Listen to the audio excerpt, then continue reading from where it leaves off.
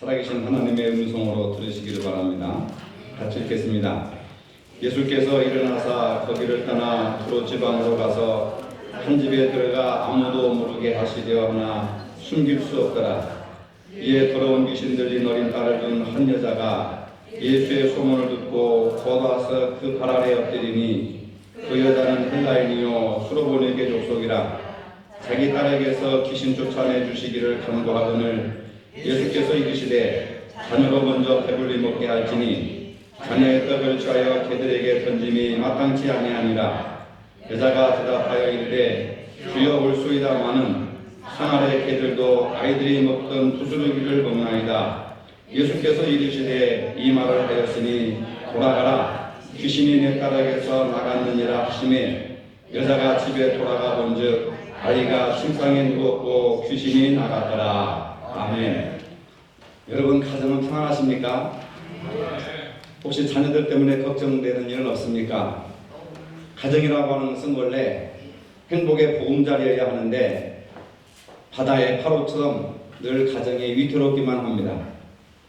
지난 3월 14일에 광주 운암동에서 자녀가 발달 장애우라고 하는 판정을 받자 그 사실을 도저히 감당할 수가 없어가지고 일가족이 자살한 사건이 뉴스에 보도가 된 적이 있습니다. 북구 운암동에서 있었던 것이기 때문에 제가 유심히 들었습니다. 젊은 부모들이 얼마나 큰 절망에 사로잡혔으면 아직 다 피우지도 못한 그러한 젊은 가정이 극단적인 선택을 했을까? 어린 자녀들이 불치의 병을 안고 살아가는 부모들의 마음이 어떨까? 평생 동안 죄인처럼 절망과 원망 속에 살아가야 합니다. 가정생활도 직장생활도 개인의 여가생활도 그 아이를 위해서 온통 다 희생을 해야 됩니다. 그리고 나머지 다른 형제들은 부모의 사랑을 제대로 받지 못해서 늘 부모에 대한 불평불만이 하늘을 찌르고 있습니다. 또 부부간에는 그 아픈 아이 때문에 스트레스를 자주 받아가지고 늘 하루가 멀다 하고 부부싸움을 굉장히 심각하게 하는 그런 가정도 제가 많이 보았습니다. 온전한 희생과 온전한 헌신이 없이는 하루하루 살아간다고 하는 것이 지옥과 같다. 부모들이 그렇게 고백하는 소리를 들었습니다. 오늘 본문에 등장하는 여인도 기구한 사연을 가지고 있습니다. 어린아이가 더러운 귀신에 들렸다고 하는 겁니다. 아버지가 누군지 본문을 자세히 보아도 등장하지 않는 것을 보아서 아마 혼자 이 귀신 들린 딸을 키우고 있는 것 같습니다. 딸이 너무 어려서 일을 하지 나가지 못하므로 가난하게 살았을 것입니다. 주변 사람들로부터 인정받지 못하고 늘 외롭게 혼자 그 가시덩어리와 같은 자식을 끌어안고 밤마다 울면서 살았을 것입니다. 옛날이나 지금이나 가정에 이런 우환이 있으면은 부정을 타서 이런 우환이 있는 것을 보니까 저 여자가 죄 많은 여인이라 그래서 주변 사람들로부터 손가락질을 받고 있습니다. 집안에 이와 같이 비정상적인 아이가 있으면 옛날 사람들은 창피하고 부끄러워가지고 그 아이를 독방에 또는 창고에 가두어놓고 짐승처럼 키우는 것을 저도 본 적이 있습니다. 오늘 본문의 여인은 혼자의 몸으로 얼마나 고통스러운 시간을 보냈을까? 그런데 이 여인은 포기하지도 않고 자살하지도 않고 숨기지도 않고 떳떳하게 자기 딸이 귀신 들렸다고 하는 것을 고백하는 것으로 보아서 심성은 착한 여인이었다 하는 것으로 알 수가 있습니다. 그런 여러 가지 복잡한 정말로 고통스러운 그런 가정의 아픔을 안고 예수님이 그 지역에 오셨다는 소식을 들었습니다. 소문을 듣고 예수님을 찾아왔습니다. 너무나도 사정이 급하였기 때문에 소문을 듣자마자 예수님께 달려왔습니다. 그리고 와서 예수님의 발 앞에 엎드렸습니다. 고대 근동 지역에서 낯선 남자 앞에 가서 외간 여자가 발 앞에 엎드린다고 하는 것은 쉬운 일이 아닙니다. 예수님 주변에는 많은 사람들이 동행하고 있었습니다.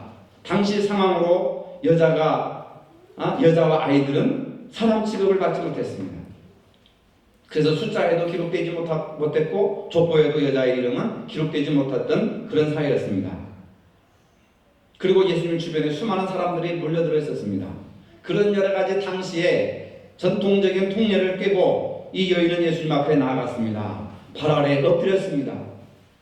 발 아래 엎드렸다고 하는 것은 겸손과 절대적인 신뢰의 자세를 표현하는 것입니다.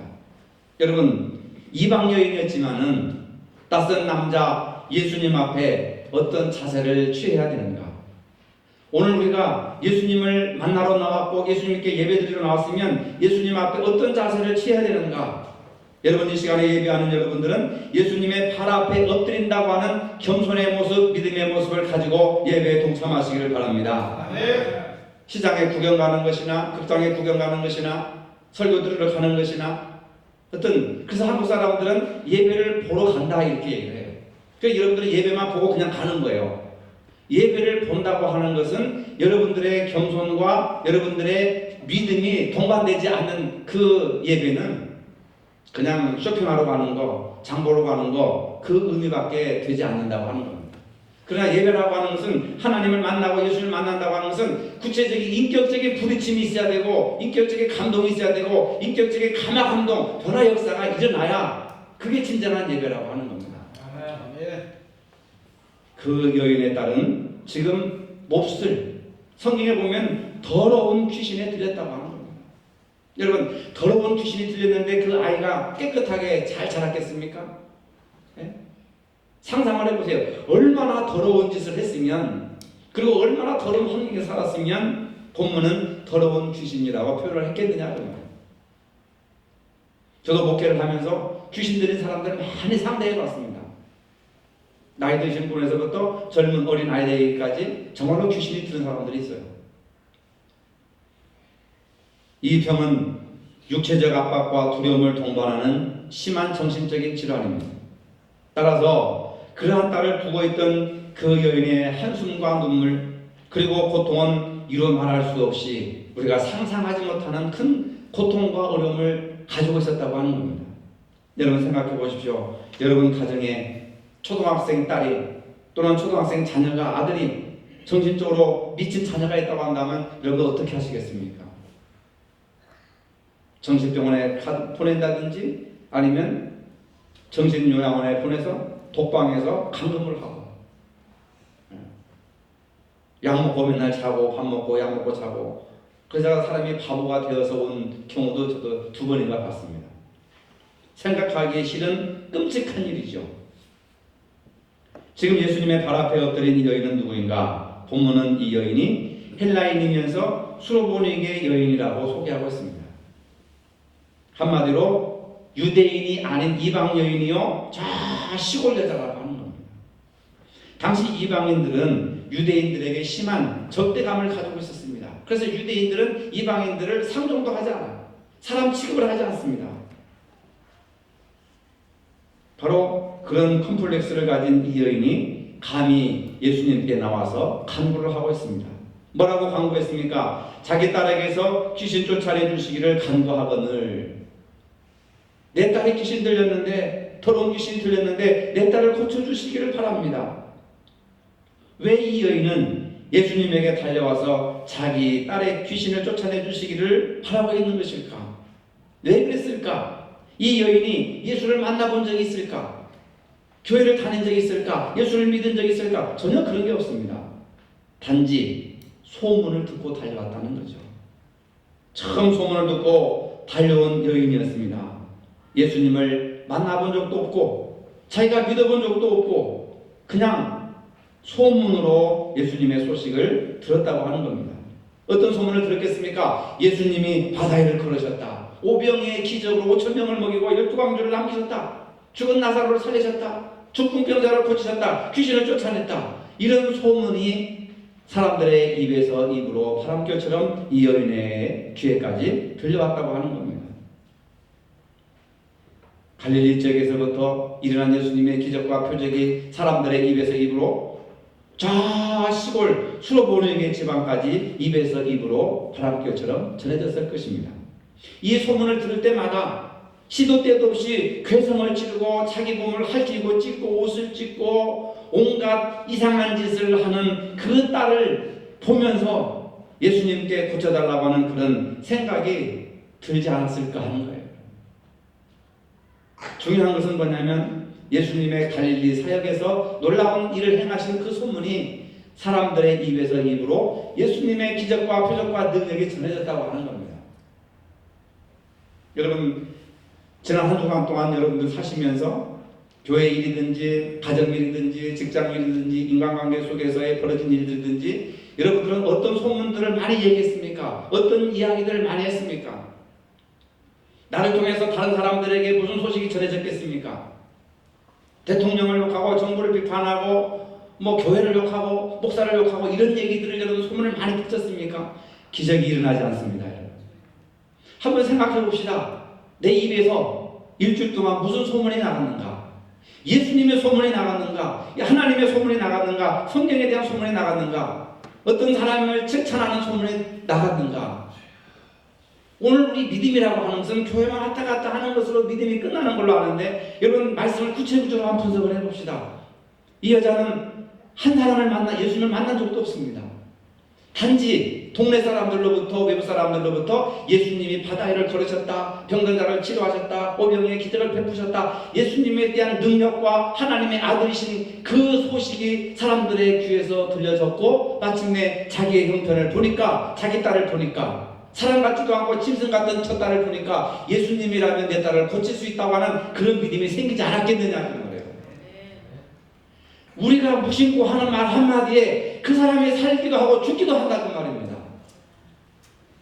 그래서 저는 목사이지만 부정적인 얘기를 잘 하지 않는다고 해요. 왜? 내가 잘못한 부정적인 얘기로 그 사람이 죽는다고. 목숨이 죽는 것이 아니라 그 사람이 영이 죽어버린다는 거죠. 근데 이 당시 사람들이 선하다고 하는 것은 뭐냐면 예수님에 대한 소문을 전했다고 하는 거예요. 이게 전도고 이게 복음의 능력인 줄로 믿으시기를 바랍니다. 네. 여러분 우리가 길거리에 나가서 전도하는 것도 상당히 중요한 거예요. 그걸 하나의 프로그램이나 하나의 어떤 계획으로 생각하면 안 되는 겁니다. 그러면서 믿는 사람들끼리 남을 욕하고 비판하고 불평하고 예수님에 대한 이야기는 일주일 동안 한 번도 없고 그냥 사람들 얘기만 하는데 사람들 얘기도 긍정적인 얘기를 하는 것이 아니라 누가 어떻다 누가 저떻다. 그러니까 목회자는 성도들이 안주거리라니까. 네, 내가 그걸 모르는지 아십니까? 명절 때 믿는 사람 가정들 보면은 목사가 씹어요. 안주거리를 씹듯이 씹어요. 어렸을 때도 보았어요. 저도요. 그거 다 압니다. 네. 믿는 사람들 중직자 가정이나 평신도 가정이나 모였다면 한국교 욕하고 목사들 욕하고 그 다음에 장로님들 욕하고 그 다음에 권사님들 욕하고 나만 욕하는 것이 아니라 그 다음에 장로님 욕하고 권사님들 욕하고 성도들이 다 그렇게 이렇게 다 하는 거예요. 여러분들만 그런 것이 아니라 한국 교회가 그런 패턴을 넘어서지 못하고 있다. 근데 오늘 본문에 보니까 여러분 우리가 무슨 소문을 내야 됩니까? 어떤 소문을 내야 됩니까? 예수님에 대한 소문을 내야 되는데 예수님의 능력과 기적과 표적에 대한 소문을 내야지.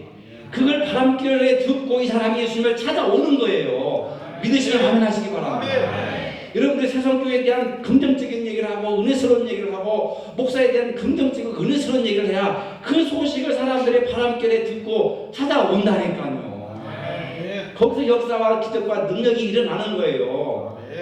백날천날 교회 부흥시켜달라고 기도하고 해봤자 뭐 하겠습니까? 우리 입에서 나가는 것은 죽이는 소리인데 저는 이 본문을 깊이 통찰하면서 우리가 변화되어야 될 부분들이 너무나도 많이 있다. 잘못된 신앙의 부분들이 너무나도 많이 있다.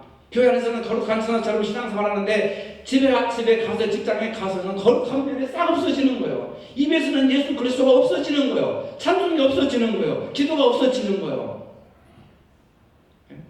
사람을 미치게 하는 소리만 나오는 사람. 귀신들에게 하는 소리만, 실족하는, 상처 주는 소리만 하는 거예요. 그래서 마침내 예수님께서 두로 지방으로 오셨다는 소문을 들었습니다. 무슨 소문을 내야 돼요? 예수님에 대한 소문을. 옆 사람과 인사합시다. 예수님에 대한 소문을 얘기합시다. 시작. 예수님에 대한 소문을 얘기합시다. 그리고 우리가 맨날 예수님에 대한 얘기를 하겠습니까? 그러면 사람에 대한 얘기, 교회에 대한 얘기를 할 때도 긍정적인 얘기를 해야 돼요? 부정적인 얘기를 해야 돼요? 긍정적인 얘기를 해야 돼요. 그러면서 뭐라고 하냐? 아이고 나도 거기 가기 싫다야. 자기도 거기 가기 싫다는 거예요. 누가 오겠습니까? 실컷 얘기해놓고 나 같아도 안 가겠다. 그런 얘기를 우리가 일반적으로 한다니까요. 그렇죠? 여러분들이 오고 싶은 교회는 여러분들이 만드는 거예요. 장로님하고 나하고 만드는 게 아니에요. 그렇지 않습니까? 그래요, 안 그래요? 여러분들이 오고 싶은 교회는 여러분들이 만드는 거예요. 여러분들의 가정의 행복은 여러분들이 만들듯이 교회 행복도 여러분들이 만드는 거예요. 내가 교회를 비판하면 교회가 죽어버리고, 내가 긍정적으로 평가하면 교회가 행복한 것이고, 그러니까 좋은 교회나 나쁜 교회는 내가 정하는 것이 아니라 여러분들이 정하는 거예요. 하나님이 주시는 것이 아니라 여러분들이 하나님의 은혜로 만들어가는 거예요. 시속 100km로 단숨에 예수님 앞에 달려오지 않았겠습니까, 여러분? 그리고 예수님 앞에 다짜고짜 간구하고 있습니다. 내 딸에게서 귀신을 쫓아 주소서 간구하거늘. 이 본문에서 간구하거늘이라는 이 표현이 미완료 시제로 쓰여져 있습니다. 헬라어로 보면 미완료 시제로 쓰여져 있는데, 이 말은 뭐냐면 아직 이루어지지 않은 상태에서 이 여자의 딸에 지금 귀신이 들렸습니다. 그 귀신이 들렸다고 하는 것은 아직 귀신이 들린 상태에 있다고 하는 거예요. 간구하는 그 순간에도 아직 귀신 들린 상태라고 해서 미완료, 완료 시제가 아니라 미완료 시제로 간구하거늘 이렇게 성경은 표현하고 있는 겁니다. 이루어지지 않은 상태였지만은 이루어질 때까지, 완료가 될 때까지 계속해서 간구했다고 하는 계속적인 상태를 표현하는 거예요. 그냥 한번 고쳐주세요. 그냥 집에 가는 게 아니에요. 한 번만 간구하는 것이 아니라 딸이 나을 때까지 끈질기게 계속해서 예수님의 발 앞에 엎드려서 요청했다고 하는 거예요. 간구했다고 하는 것이 바로 간구하거늘. 미완료 시제, 완료가 될 때까지 끈질기게 계속해서 기도했다. 하나님 예수님 앞에 부탁했다고 하는 겁니다. 개인적인 자존심을 모두 팽개치고 예수님에게 매달리고 있는 겁니다. 딸의 치유를 위해서 무엇이든 못하겠습니까? 자식을 살릴 수만 있다고 한다면 무엇이든 못하겠느냐 그 말이에요. 어머니와 단둘이 사는 아들이 있었습니다. 뜻하지 않게 교통사고를 당해서 불행히도 두 눈을 실명한 상태였습니다. 아들은 깊은 절망에 죽고 싶은 생각밖에 없었죠. 누구와도 말 한마디 하기도 싫고 마음을 그냥 탁 닫아놓은 채 우울한 나날을 병상에서 보내고 있었습니다. 곁에서 그 모습을 마주쳐 지켜보는 어머니의 가슴은 천갈래 만갈래 찢을 듯이 마음이 아팠습니다. 그런 어느 날 아들에게 기쁜 소식이 전해졌습니다. 이름을 밝히지 않는 누군가가 그에게 한쪽 눈을 기증하겠다고 하는 것이었습니다. 결국 이식수술을 한 아들은 자신을 간호하는 어머니에게 앞으로 내가 애꾼으로 살아가자니 참 힘들겠다 하면서 불평을 털어놓았습니다.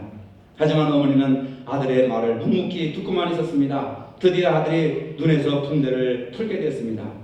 그런데 붕대를 모두 털어서 한쪽 눈으로 세상을 보는 순간 아들의 눈에서는 굵은 눈방울이 뚝뚝 떨어지고 말았습니다. 그의 앞에는 한쪽 눈만을 가진 어머니가 애틋한 표정으로 아들을 사랑스럽게 바라보고 있었습니다.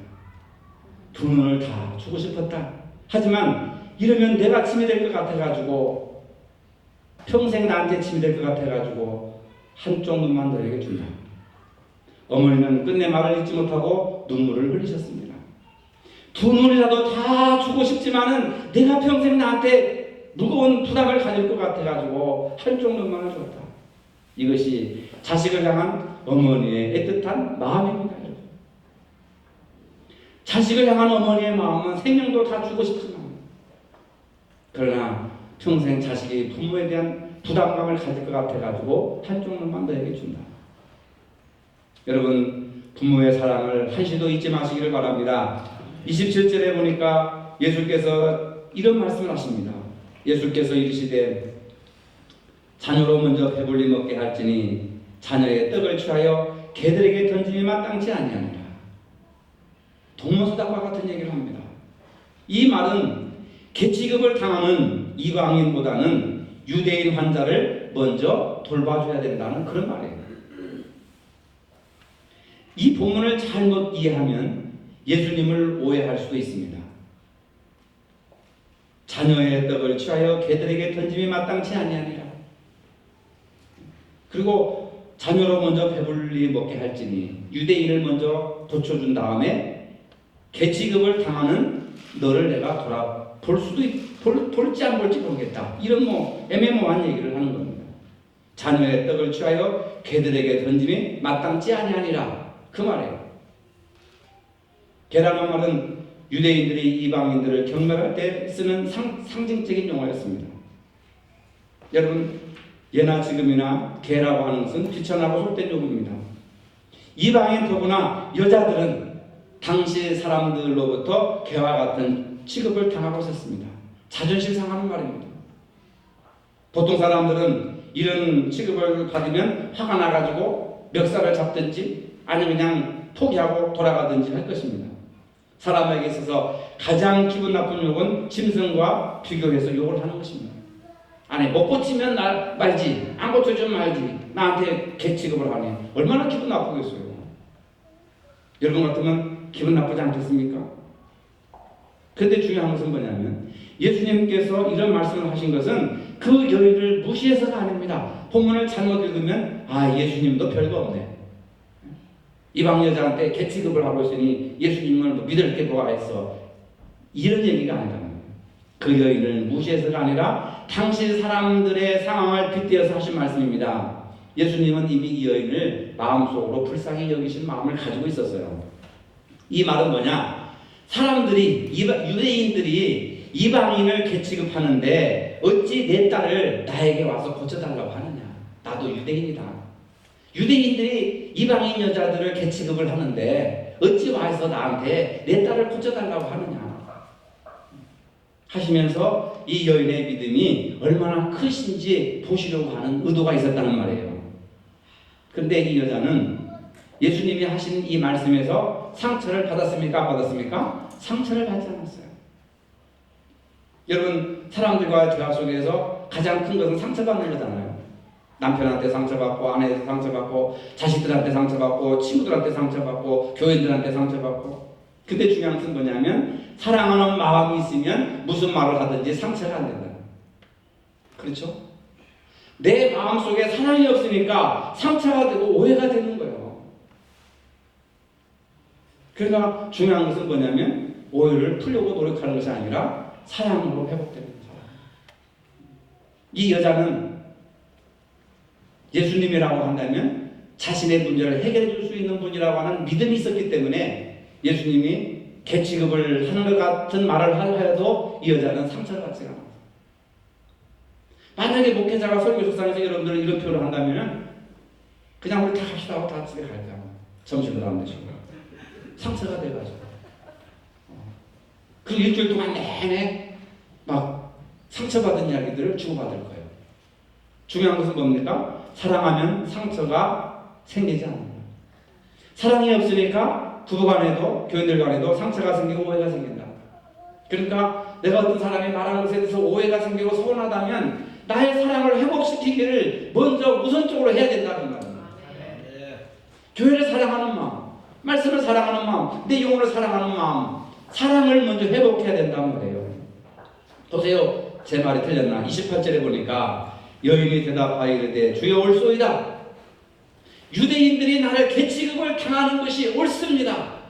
왜? 예수님 당신의 개인적인 생각이 아니라 모든 사람들이 일반적으로 유대인들이 이방인들을 개 취급을 하니까 당신의 말이 옳습니다. 상처받았습니까? 예수님 서운합니다. 예수님 어째 그럴 수가 있습니까? 예수님이 대단하신 줄 알았더니 별거 아니네요. 뭐 이런 생각을 가질 수 있죠. 근데 뭐예요? 옳소이다. 옳소이다. 예수님 당신의 말씀이 옳습니다. 나는 개와 같은 비천한 죄인입니다. 개와 같은 취급을 당해도 당연합니다. 그렇지만은 하면서 이 여인의 신앙을 고백하고 있는 거예요. 그렇지만은 상아래 개들도 아이들이 먹던 부스러기를 먹나이다. 내가 세상에서 개 취급을 당해도 아이들이 먹던 부스러기, 개도 아이들이 먹다 던진 쓰레기와 같은 부스러기를 먹고 자랍니다. 여러분, 인간 이하의 취급을 당해도 주여 당신이 옳습니다라고 하는 겁니다. 이 정도면 이 여인의 믿음이 보이지 않습니까? 우리의 믿음이 어떠한 것이어야 되는지 이 여인의 입술을 통해서 말해주고 있습니다. 중요한 것은 바로 이겁니다. 중요한 것은 주여 이 말이에요. 우리 한국교회는 지금까지 본문을 귀신 쫓아내는 것으로만 이렇게 방점을 두고 거기에만 포인트를 두어서 읽었습니다.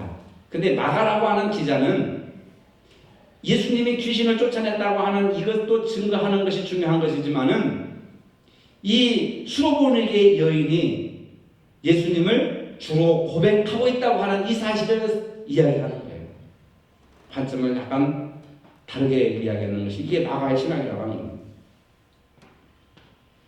마가복음을 읽어보면은 예수님께 유일한 예수님을 주로 고백한 곳이 이곳이 처음이에요.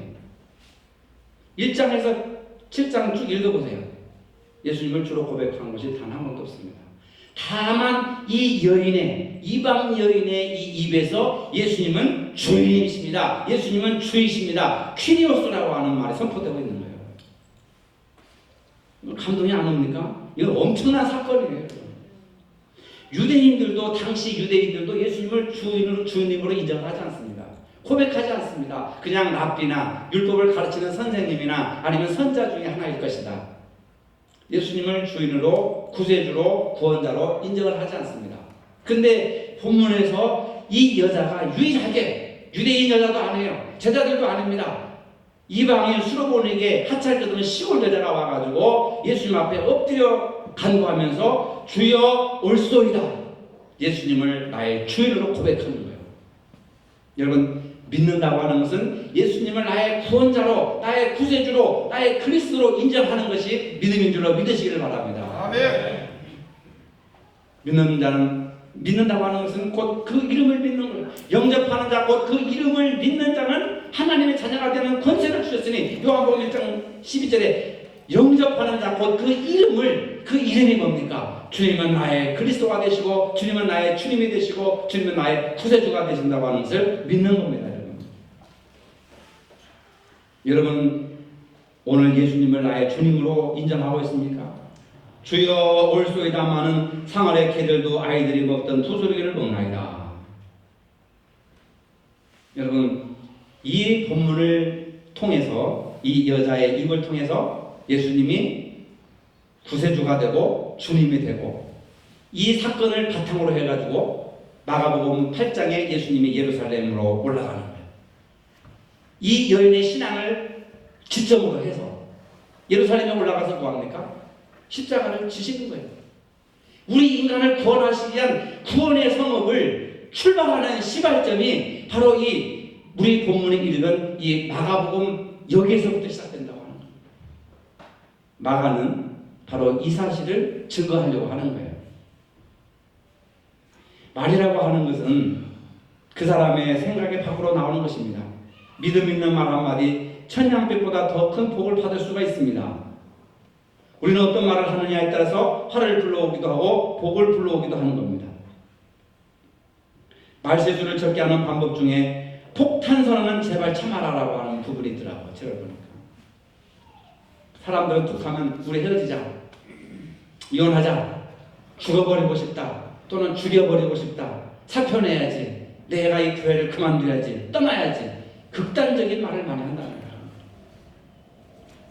이런 말은 정말 마지막에 가서 하는 말이에요. 말은 세상에서 가장 무서운 독이 되기도 하고 약이 되기도 한다는 겁니다. 마태복음 16장 13절 이후에 보면 이런 이야기가 있습니다. 예수님께서 빌립보 가이사랴 지방에 가셔서 제자들에게 묻습니다. 사람들이 나를 누구라고 하더냐?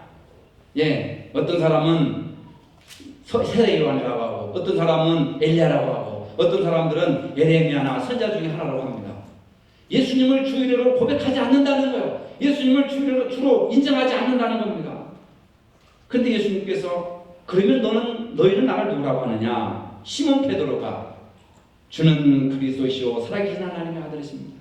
예수님을 주로 고백하고 있다고 하는 거예요. 그러니까 예수님께서 얼마나 기쁘셨던지 바요나 시몬아 내가 복이 있도다. 여러분 복을 받으려면 예수님을 주인으로 주로 고백하시길 바랍니다. 바요나 시몬아 내가 복이 있도다. 아무개 집사야 아무개 권사야 아무개 목사야 내가 복이 있도다. 예수님이 제일 기뻐하시는 것이 예수님을 주인으로 고백하는 거예요. 바요나 시몬아 내가 보기도다 이를 내게 알게 하는 혈육이 아니오 하늘에 계신 내 아버지시나. 그러면서 너는 베드로라 내가 이 반석에 교회를 세우리니 음부의 권세가 이기지 못하리라. 그것뿐만 아니라 더 주고 싶어가지고 천국 열쇠를 내게 주리니 내가 땅에서 무엇인지 배면 하늘에서 배울 것이요 땅에서 무엇인지 풀면 하늘에서 풀리리라. 아, 주님이 뭘 좋아하시는지 알아요? 여러분 제가 무슨 음식을 좋아하시는지 아십니까? 나를 대접하려면 내가 좋아하는 음식을 대접하면 좋아하는 거잖아요. 그죠? 네? 그러니까 예수님을 잘 대접하려면, 잘 믿으려면 예수님이 뭘 좋아하시는지를 알아야 돼요. 예수님이 빵을 좋아하시겠습니까? 구운 생선을 좋아하시겠습니까? 아니라 예수님이 가장 좋아하시는 것은 예수님을 주님으로 인정하는 거예요. 예수님을 구주로 인정하고 영접하는 거예요. 그 예수님이 가장 기뻐하시고 복을 주신다니까. 바요나 시몬아 복이 또다 하면서 내 반석 위에 교회를 세우겠다. 내가 천국 열쇠를 내게 주겠다. 얼마나 큰 축복이냐고요. 말 한마디로 천냥빛을 갚는 것보다 만냥빛을 갚는 것보다 더 복을 받은 사람이 수로보르게 여인과 베드로예요. 여러분. 그 사람들이 다른 거 안 했습니다. 아무 안 했어요. 주여 예수님은 나의 주인이십니다. 예수님은 나의 구원자이십니다. 예수님은 나의 주인이십니다. 이 한마디에서 이 한마디. 그러니까 예수님께서 뭐라고 그랬어요? 이제 돌아가라. 귀신이 내 딸에게 서 나갔느니라. 아멘. 귀신이 집에 돌아갔죠. 그러니까 아이가 정상적으로 회복되었어요. 할렐루야 여러분. 수로보르게 여인은 이방이요 시골에 사는 여자였습니다. 볼품없는 여자였죠. 그런데 그 입에서 놀랍게도 예수님이 주님으로 선포되었다고 합니다. 예수님을 주님으로 인정했다고 하는 겁니다. 그런데요 예수님이 이 여인의 입술을 통해서 힘을 얻으셔서 내가 이제 죽으러 가야겠다. 내가 이제 십자가를 지러 내가 예루살렘으로 가야겠다. 해가지고 8장에 보면은 예수님이 예루살렘을 향해서 점점 올라가시는 거예요. 예수님이 사람들이 예수님을 구주로 인정을 해 주신 다음에 예수님의 구원 사역이 구체적으로 이루어지고 있다고 합니다. 십자가의 구원 사역을 이루기 위한 첫 전초기지가 바로 오늘 이 여인의 입에서 나온 주여라고 하는 말에서부터 예수님의 구원 사역이 시작됐다고 나아가는 이걸 얘기하려고 하는 거예요. 그러니까 오늘 한국 교인들은 귀신 쫓아내니까 요것만 관심 가져가지고 귀신 쫓아내려고 막 별짓을 다 합니다. 저도 옛날에 그런 짓을 다 해봤어요. 나가기도 하고 안 나가기도 하고 덤벼들더라고. 중요한 것은 뭐냐면 예수님을 구주로 인정하고 고백하는 그 순간 예수님께서 역사하신다 그 말이에요. 구주로서 역사하신다 그 말입니다. 납비로서 역사하는 것이 아니라 선지자로서 역사하는 것이 아니라 구원자로서 역사하신다 그 말이에요. 그러니까 고쳐주세요, 해결해주세요 이거 아니에요. 이것보다 중요한 것은 주님은 나의 구주이십니다. 주님은 나의 주님이십니다. 하고 주님을 인정해 드릴 때 그 내가 인정한 그 주님의 권세와 능력이 나오는 거예요, 여러분. 믿으시기를 바랍니다. 오늘 여러분 가정에 특히 자녀들을 위한 기도 제목이 있습니까? 자식들 문제 남몰래 숨기고 가슴 아프게 눈물 흘리고 있는 사람이 있습니까? 예수님을 주인으로 고백하시길 바랍니다. 예수님의 모든 것의 주인이심을 인정하시길 바랍니다. 내 자녀도 주님께서 해결하시고 나의 간절한 고백을 들으신다는 것을 여러분 믿으시길 바랍니다. 우리는 많은 문제들을 문제로 보고 있습니다. 그 문제를 봐야죠. 아닙니다. 많은 사람들이 문제를 해결하기 위해서 에너지를 소비하고 있습니다. 문제를 해결하기 위해서 호남동의 그 가정처럼 가슴 아픈 일이지만 자살을 선택할 겁니다. 죽어야 모든 문제가 해결된다. 아니면 저 사람을 죽여야 모든 문제가 해결된다. 살인을 합니다. 아니면 내가 가정을 버려야 해결된다. 가정을 버립니다. 심지어는 내가 교회를 떠나야 문제가 해결된다. 교회를 떠납니다.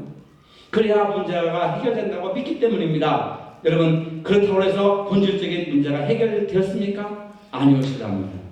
방법이 잘못됐습니다. 이제 우리는 문제를 해결해야 할 것으로 보지 말고 하나님의 신비로 보시기를 바랍니다. 이 문제가 생겼으면 나 죽겠다. 어떻게 해결할까? 이 사람 찾아가고 저 사람 찾아가고 하지 말고 내 아이 때문에 내가 이걸 내 아이의 문제, 내 가정의 문제 하나님의 신비로 봐야겠다. 환경을 긍정하고 주님께 간구를 하세요. 나는 정말로 예수님을 나의 구주로 인정하며 살고 있는가? 내가 예배를 드릴 때 그 주님께 신령과 진정으로 예배를 드리고 있는가? 내가 하나님의 구원받은 자녀로서 온전하고 정직하고 투명하게 살고 있는가? 이런 것을 한번 생각해 보는 게 하나님의 신비로 문제를 바라본다고 하는 거예요. 그리고 중요한 것은 이 여인처럼 발 앞에 엎드려 간구해야 됩니다.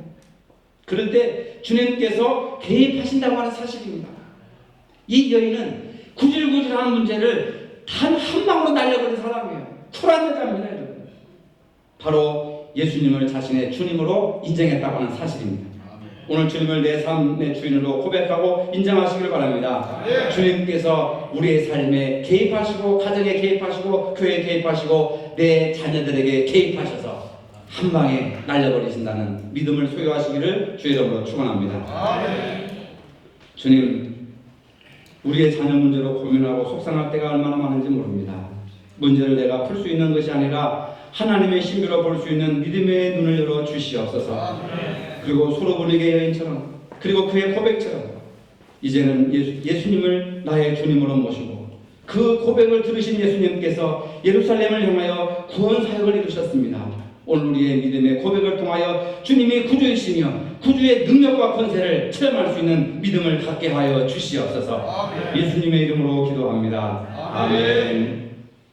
우리 주 예수 그리스도의 은혜와 하나님 아버지의 무한하신 사랑과 성령의 교통하심이 수로보니게 여인과 같은 믿음을 고백하여 하나님의 영광을 이루고 능력과 기적을 체험하기를 원하는 사랑하는 모든 성도들 머리 위에 이제로부터 영원토록 함께 하시기를 축원하옵나이다. 아멘.